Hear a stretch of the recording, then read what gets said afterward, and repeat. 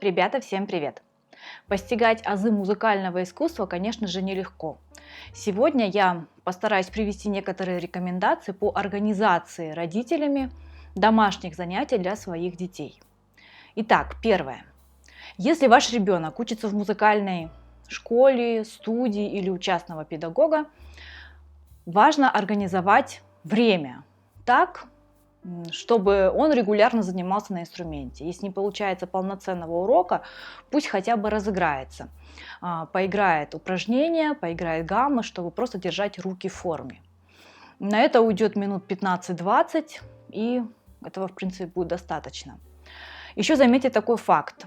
Занятий по 1 часу, пока не возмущаются соседи, пока чей-то ребенок там не спит, очень скоро станет просто маловато.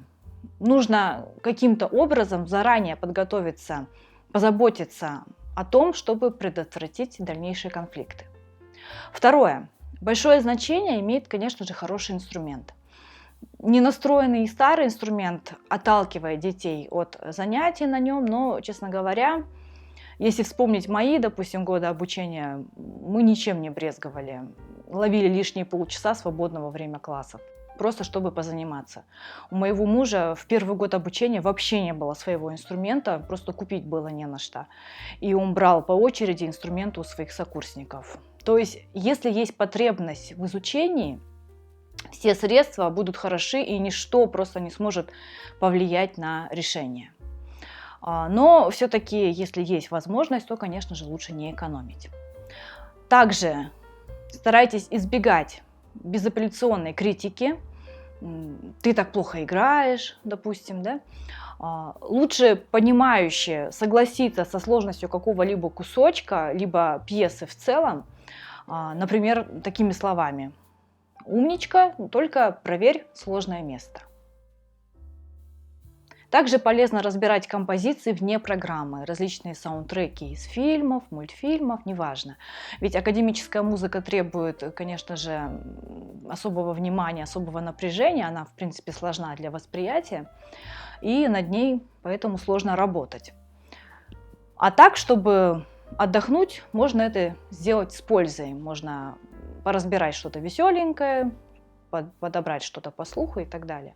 Подобная работа с каверами покажет ребенку, насколько мир знакомой ему музыки может быть ему доступен, насколько богаты вообще возможности фортепиано, что оно позволяет охватить все самое важное из оркестровой, камерной музыки.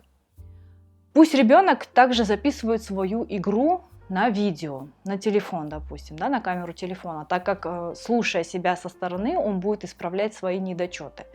Об этом высказывался еще Глен Гульд, его слова я оставлю вот здесь. Вообще о самозаписи я снимала отдельное видео, ссылочку также прикреплю здесь. Выступать перед небольшой публикой также очень полезно, ведь это тренирует эмоциональную выносливость, тренирует самонастройку перед игрой прежде всего.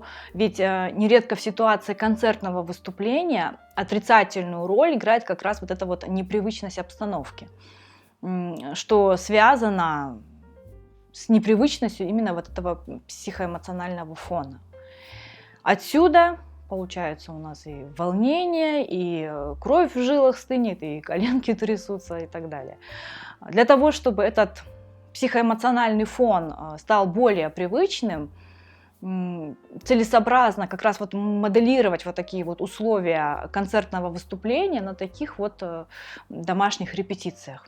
Но создавая подобную ситуацию, нужно учитывать следующую особенность, которую нужно соблюсти, а то толку не будет. Это сама готовность концертной программы, концертного репертуара или одной единственной пьесы, которую ребенок будет играть. То есть пробовать играть он может только при условии его полной боевой готовности.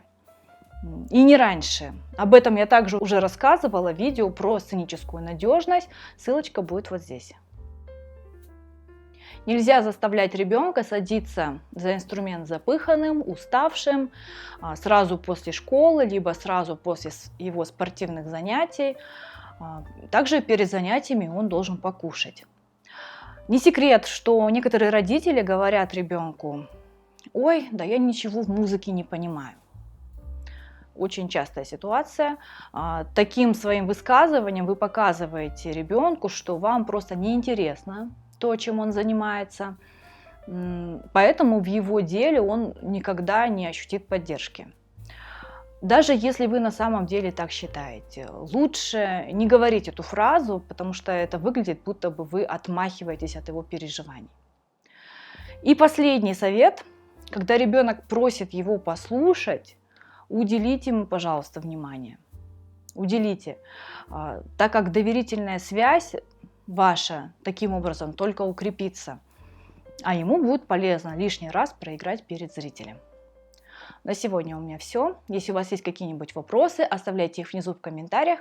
Подписывайтесь на мой канал, ставьте лайк, если информация оказалась для вас полезной и интересной. Всем пока!